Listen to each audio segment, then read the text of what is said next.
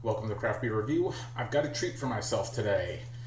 Today I'm going to be trying Heady Topper from The Alchemist in Vermont. Uh, Very famous beer, which I have never had before. I've actually never even seen it in a liquor store around where I live in New Jersey. Uh, I saw it for the first time last week, so I got myself a 4 pack.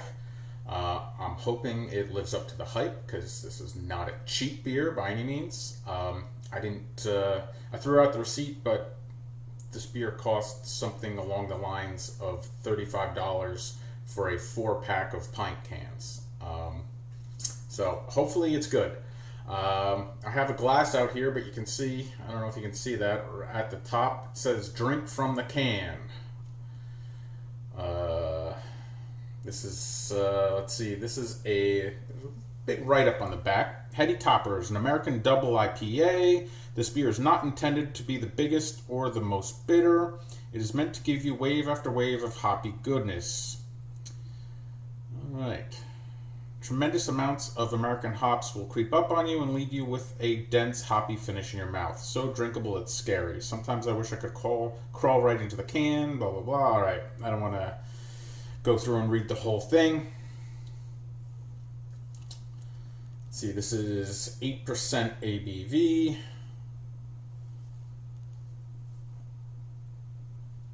And let's see, I am going to try this from the can, and let's get to it.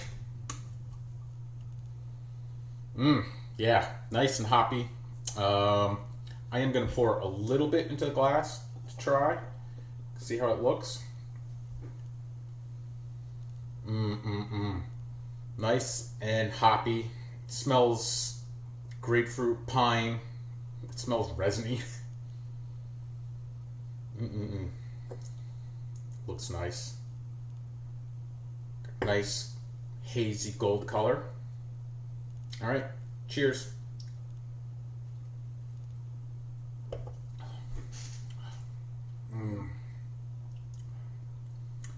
Whew. That is hoppy. Ooh. I mean, it's just overpowering in hops. I would say it's kind of that first sip.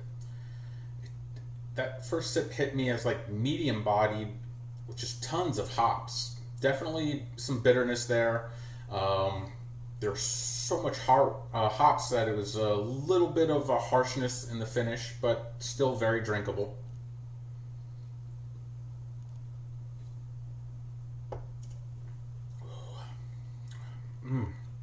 All right. All right, that second sip, not nearly as much hop harshness. Uh, My palate's starting to get used to it. Uh, oh my gosh.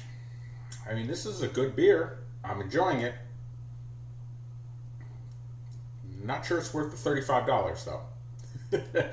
uh, mm.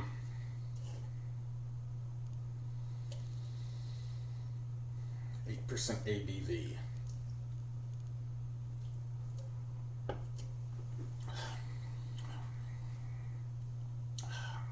All right, I would go full body, lots and lots of hop flavor. Um, it does have a bitter finish, um, citrus character, pine. Still a little bit of harshness in the finish. I'm split on this beer right now. On one hand, I really enjoy it and I want to rate it high. But my usual rating system is, out of 5 stars, and a big portion of that is whether or not I would buy it again. This is a great double IPA. It tastes wonderful. I'm enjoying it. But is it worth the $35 for a 4 pack of pint cans? And my first thought is no. I mean, after 3 sips, it's a great double IPA. But $35 for it? I don't know. I'm assuming that price is based off of the amount of hops they use. And I just have to wonder if this beer suffers under my rating system, which like I said, includes the price and how much I rate it. I would say this beer suffers from diminishing returns. I mean, it's intensely hoppy and tastes great, but so much hops. At some point, you're going to get to the point where adding more hops is just, you're not going to get as much out of those hops as you think, and it just increases the cost of the beer to the point where it's just not feasible. I mean, I splurged to get this, and that was based off of the reputation. I've never had this beer before, and I was kicking myself a little bit for I saw a 4-pack of Dogfish Head's 120-minute IPA, and that is a similarly priced beer, and I passed because I'd seen some reviews of that one that said, yeah, it's a good beer, but it's not worth the price. That's the sentiment that I'm feeling for this beer. Yeah, it's a good beer, but I can get a lot of great double IPAs for less than half the price of this. So, I don't know. I wonder what it's like from the glass. They say drink from the can, not to pour it into a glass. I'm assuming because you're going to lose some of that hoppy flavor. If you pour it into the glass, you're going to get oxygen mixed in there, and that's theoretically a no-no for IPAs. You lose some hop character. However, there's so much hops in this beer, I can't imagine you'd lose too much.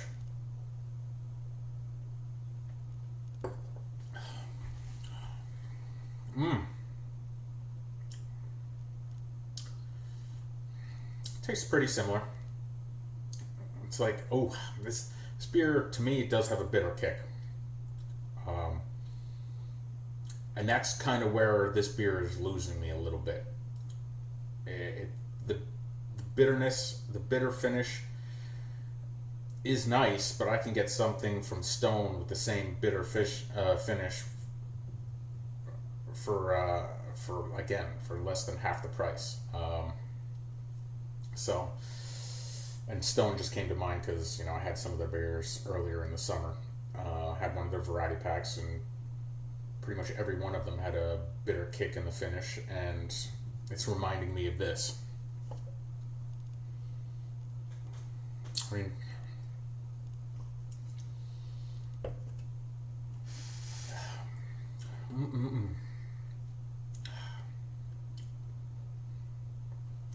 yeah, I mean, there's nothing really left for me to say on this one.